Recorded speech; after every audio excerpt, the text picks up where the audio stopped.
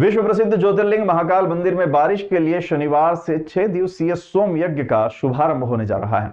देश के 12 ज्योतिर्लिंगों में सोमिक अनुष्ठान किया जाना है। अब तक सोमनाथ और ओंकारेश्वर में अनुष्ठान संपन्न हो चुका है। महाकाल तीसरा ज्योतिर्लिंग है जहां अनुष्ठान शुरू होने वाला है।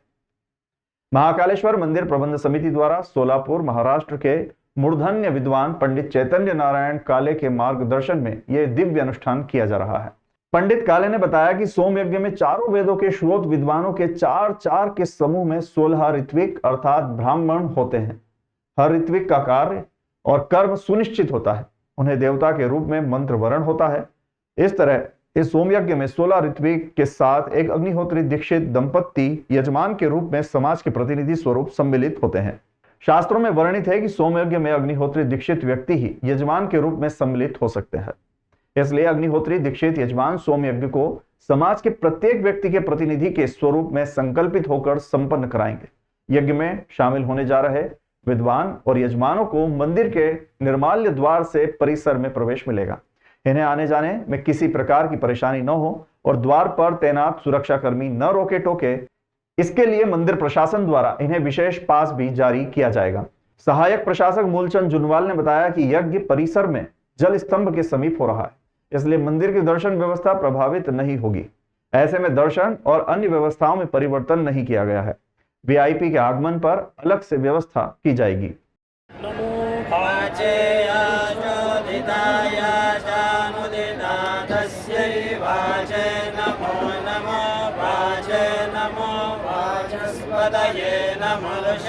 ये ज्योतिष्टोम अग्निष्टोम नामक सोम यज्ञ हो रहा है।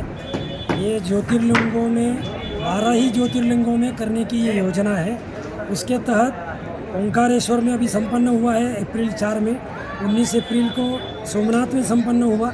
उसके बाद में अभी उज्जैन में 4 तारीख से 9 मई तक ये उज्जैन में अभी महाकाल क्षेत्र में ये सोम यज्ञ संपन्न हो रहा है। इसका उद्देश्य है कि आने वाले वर्षा ऋतु में अच्छी बारिश हो, सुवृष्टि जिसे कहते हैं, ज़्यादा भी नहीं और कम भी नहीं, अतिवृष्टि अनावृष्टि नहीं, ऐसी बारिश हो। इसके लिए ये वराह मिहिर ने बृहत संहिता में इसका विस्तार से वर्णन किया है कि जैसे आदमी की गर्भधारणा होती है वैसी ही वृष्टि की भी गर्भधारणा होती है। उसका वृष्टि गर्भधारणा का काल वो नवरात्र से लेकर आश्विन नवरात्र, वहाँ से लेकर ये वैशाख एंड तक इसका ये वृष्टि गर्भधारण का काल बतलाया है। इस काल में अगर हमने पर्जन्य ये सोम यज्ञ किए तो अच्छी बारिश की संभावना आने वाले वर्षा ऋतु में होती है। तो ये वृष्टि गर्भधारण और वृष्टि प्रसव यानी प्रत्यक्ष बारिश होना।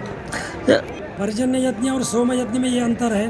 पर्जन्य यज्ञ हम बरसात में जिस नक्षत्र में बारिश नहीं होगी उस नक्षत्र में वो पर्जन्य यज्ञ करने से बारिश होती है। और सोम यज्ञ जो है ये बिफोर करना है, वर्षा ऋतु से 195 दिन पहले हमको ये पर्जन्य याग करना है और ये 195 दिन के बाद उसका फल अपने को प्राप्त होता है। कितने गुरु महाराज द्वारा यज्ञ किया जाएगा और कब?